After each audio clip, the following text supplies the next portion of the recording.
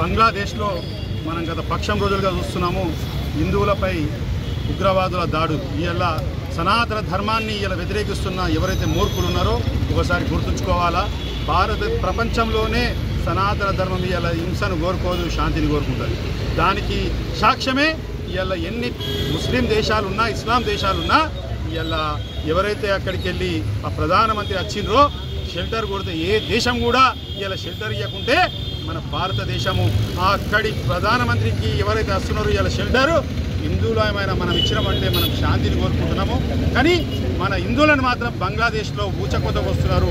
వాళ్ళ కుటుంబాల మీద, వాళ్ళ వ్యాపారాల మీద, వాళ్ళ ఇళ్ల మీద దాడి చేస్తుంటే కూడా ఈ సభ్య సమాజము ఇలా ఖండించాల్సింది పోయి ఇంకా సనాతన ధర్మం మీద ఇలా విమర్శలు చేస్తున్నారంటే భారతదేశంలో ఫస్ట్ మనల మార్పు రావాలా. మనల మార్పు వచ్చినాకనే ప్రపంచానికి చెప్తాం. కాబట్టి ఇప్పటికైనా సనాతన ధర్మాన్ని వ్యతిరేకించే మూర్ఖులారా మీరు గ్రహించుండ్రి. ఇలా భారతదేశం ఇలా ప్రపంచంలో శాంతియుతంగా వెలుగుతుందంటే, ఈ శాంతి వెలుగుతున్నదంటే దానికి భారతదేశమే కారణం. ఇప్పటికన్నా ఉగ్రవాదులు నశించాలా, ఉగ్రవాదం నశించాలా అనే భారతీయ జనతా పార్టీ నినాదాన్ని అందరూ పాటించాలని సందర్భంగా విజ్ఞప్తి.